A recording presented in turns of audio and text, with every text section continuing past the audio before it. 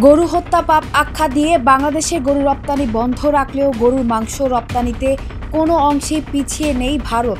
এমনকি গরু মাংস রপ্তানিতে বিশ্বের সর্ববৃহৎ দেশ হিসেবে এবছরেও নিজের অবস্থান ধরে রেখেছে বাংলাদেশের প্রতিবেশী এই দেশটি। এর আগে বাংলাদেশে প্রচুর পরিমাণে গরু রপ্তানি থেকে শুরু করে অবৈধভাবে গরু পাচারে ভালোই ভূমিকা রেখেছিল ভারত।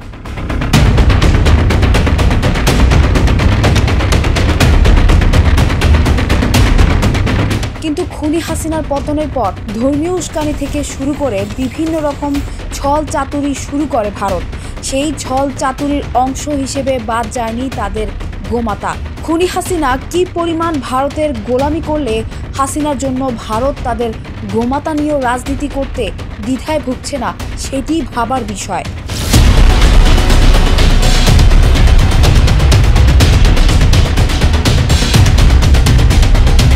সম্প্রতি যুক্তরাষ্ট্রের কৃষি সংস্থা USDA এর প্রকাশিত পরিসংখ্যানে বলা হয়, এবছরেও ব্রাজিলকে দ্বিতীয় স্থানে রেখে গরুর মাংস রপ্তানিতে শীর্ষ স্থানটি নিজের জন্যই রেখে দিল ভারত। তবে যুক্তরাষ্ট্রের এ জরিপে মহিষের মাংসকেও গরুর মাংস হিসেবে ধরা হয়েছে।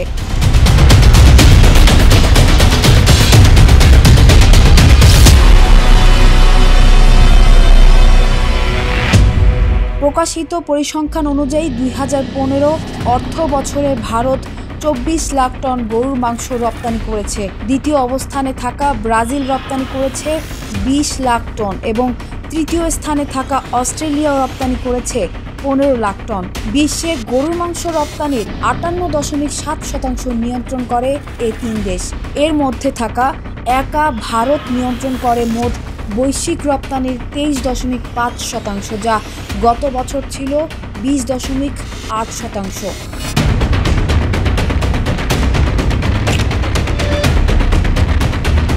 Centre for monitoring Indian economy CMIE কর্তৃক প্রকাশিত আরেক পরিসংখ্যানে বলা হয়, ভারতের বেশিরভাগ গরুর মাংস রপ্তানি হয় এশিয়ার দেশগুলোতে। দেশটির মাংস রপ্তানির 80%ই যায় এশিয়ার দেশগুলোতে। আফ্রিকায় যায় 15%। এর মধ্যে এশিয়ার ভিয়েতনামেই যায় মোট রপ্তানির 45%। 2011 সাল থেকেই 14% হারে বাড়ছে ভারতের গরুর মাংস রপ্তানি।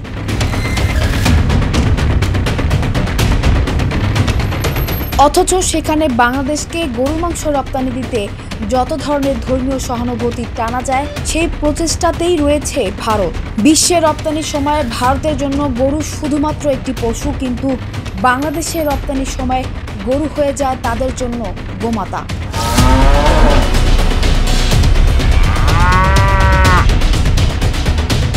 2014 সালে দেশটির গরু রপ্তানি বাজার ছিল $4.8 বিলিয়ন।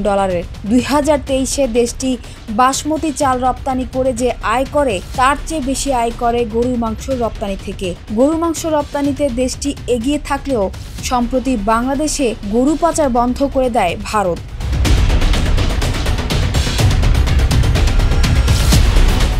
দেশটির পক্ষ থেকে দাবি করা হয়, গরু হত্যা একটি হিন্দু নারীকে ধর্ষণ বা মন্দির ভাঙার সমান। এমন দাবির ভিত্তিতেই বাংলাদেশে গরুর বৈধ অবৈধ রপ্তানির পুরোদমে বন্ধ করে দিয়েছে মোদি সরকার। এ থেকে বোঝা যায় গরু কখন শুধুমাত্র একটি পশু ও কখন গোমাতা, সেটি নির্ভর করে কোন দেশে গরু রপ্তানি হচ্ছে তার উপর ভিত্তি করে। পুরো বিশ্বের রপ্তানির সময় গরু গোমাতা থেকে কেবল শুধুমাত্র একটি পশু হয়ে যায় মোদি সরকারের কাছে, আর বাংলাদেশের রপ্তানির সময় পশু থেকে হয়ে যায় গোমাতা।